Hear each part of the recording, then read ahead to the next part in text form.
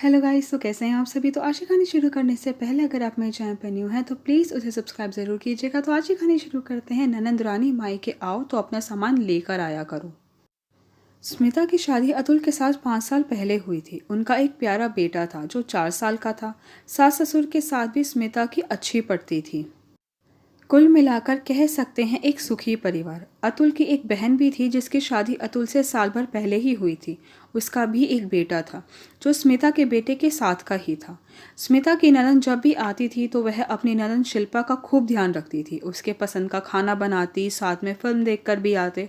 पर साल भर से स्मिता को अपनी ननद का आना कम भाने लगा था। उनका कोई लड़ाई झगड़ा भी नहीं था, बस शिल्पा की एक आदत सी बन गई थी। स्मिता जब भी कोई ड्रेस, साड़ी या मेकअप का सामान, ज्वेलरी लाती तो कहती, भाभी आप तो फिजूल खर्ची करती हो। मैं तो बहुत सोच समझ कर सामान लाती हूँ, जो हो उसी में ही काम चला लेती हूँ। पर जब भी उसे किसी भी फंक्शन में जाना होता तो मज़े से भाभी की नई ड्रेस, कॉस्मेटिक सब यूज़ कर लेती। यह भी नहीं सोचती कि भाभी इतना मन करके लाई है, उसे पहली बार तो उन्हें पहन लेने दें।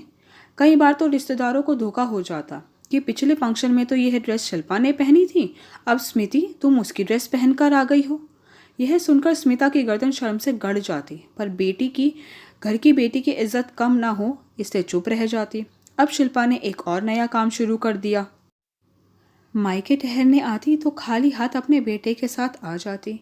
एक साइज होने की वजह से जितने दिन वह मायके में रहती भाभी के कपड़े पहनती और बच्चे को भतीजे के कपड़े पहनाती। बोलती एक साइज है हमारा तो क्या करना सूटकेस लाद कर। जब उसकी मम्मी कहती चल बेटा छुट्टियों के लिए कपड़े दिलवा लाऊं, तो कहती मम्मी मैं फिजूल खर्च नहीं करती, जो देना है कैश दे देना। इस बार मेरी सासू माँ ने बार बार बोला चल बेटा हर बार पैसे ले जाती है, इस बार पसंद की एक दो अच्छी ड्रेस दिलवा दूँ। तो कहती माँ मुझे भाभी की तरह फिजूल खर्च करने की आदत नहीं है।